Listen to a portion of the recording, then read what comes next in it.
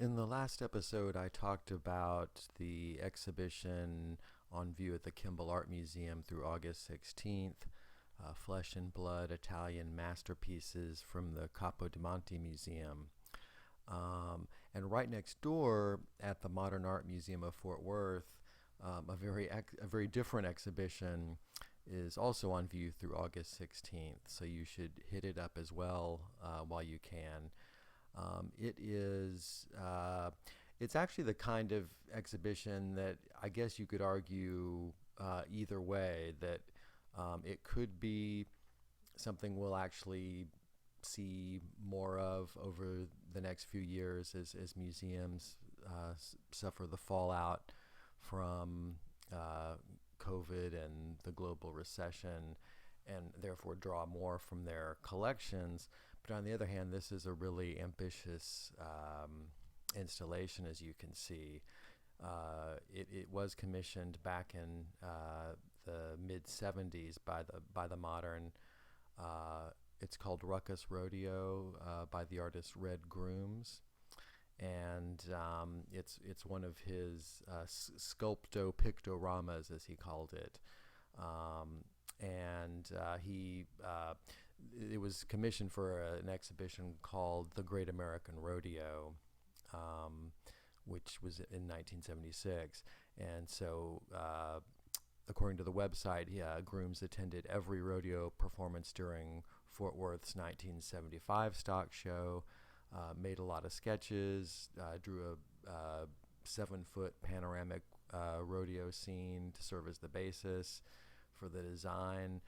Went back to his studio in New York to fabricate the major figures, and then in 1976 he returned to Fort Worth with the talented 15-member group of painters, sculptors, engineers, and carpenters known as the Ruckus Construction Company, who helped with the final assembly of the tableau.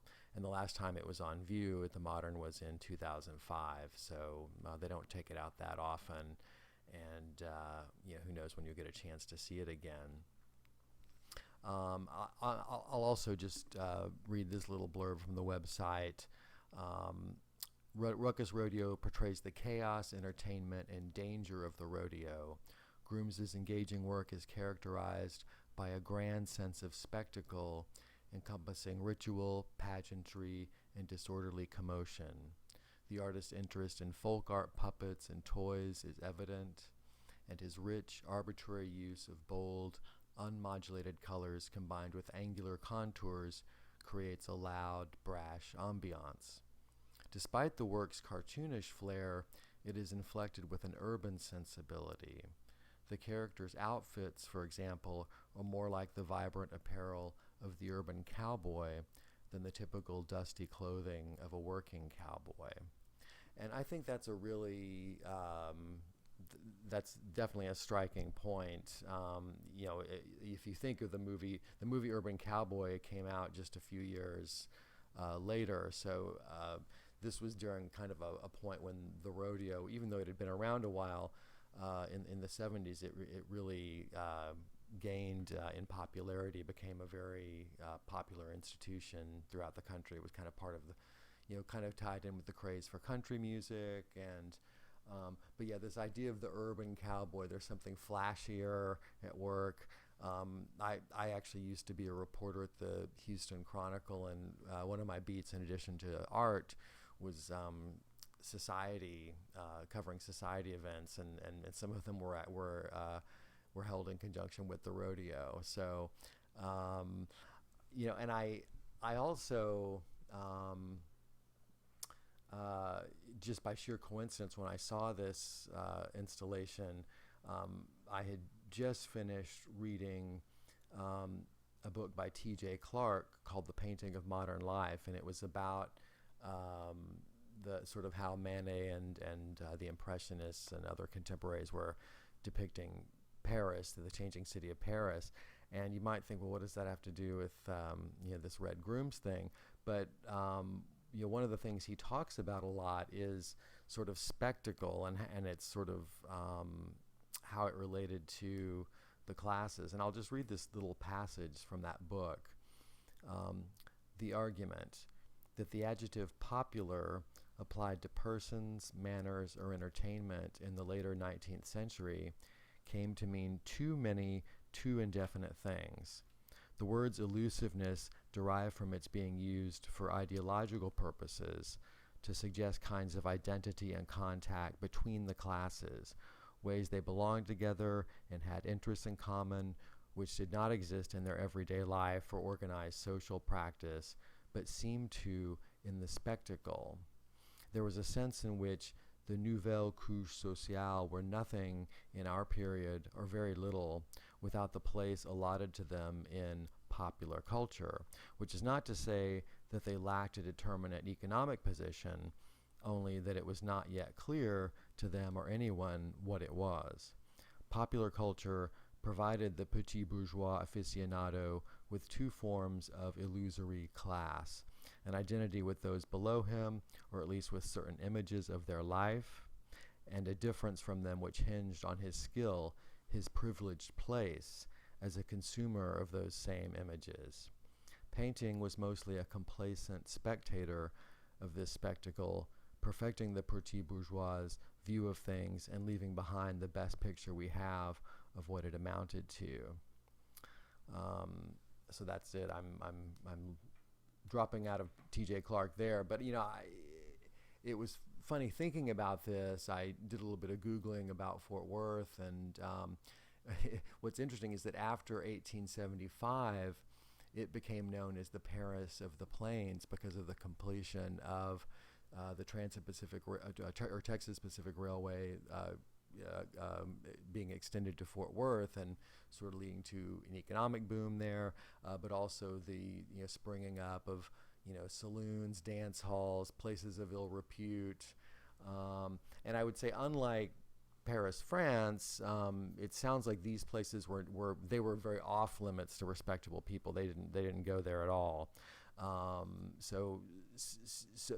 you had this kind of these very bawdy places that cowboys kind of frequented, because it was either their sort of last stop before heading up the Chisholm Trail to Dodge City, or their last stop upon returning. And it's kind of interesting when I look at this installation. And Grooms had been attending the stock show and had done all these sketches. It appears that he observed a fairly segregated situation. Like it's all, everyone's rendered cartoonishly, of course, but the places where I think I see African Americans are definitely the cheap seats, kind of at either end of this sculpto pictorama. And I did some Googling on segregation in the rodeo, and something that's kind of fascinating is that actually during the 19th century, the cowboy profession was actually one of the relatively less discriminatory professions. And that's emphasis on relative, of course, but I found this interesting article in Texas Monthly about this guy who's called the Jackie Robinson of the rodeo, it says that according to a historian named Kenneth W. Porter, 1 in 4 cowboys was black, and I'm quoting here. It varied from one outfit to another, but a typical group of 11 cowpokes pushing beef down those dusty trails might have included 7 white men, 3 black men, and 1 Hispanic or Native American man. Though black cowboys often shouldered the least desired chores and were rarely promoted to foreman, Porter said that cowboying may have been the least discriminatory industry at the time. These multicultural crews sweated, swore, and bunked down together at the end of every hard-ridden day. When they arrived in Dodge City, Kansas, or whatever railroad hub marked the end of their journey, the cowboys mostly received equal pay, and many of the saloons and gambling houses were glad to lighten their pocketbooks all the same. So, real cowboy life was relatively unsegregated, However, cowboy spectacle, i.e. the rodeo, was much more segregated.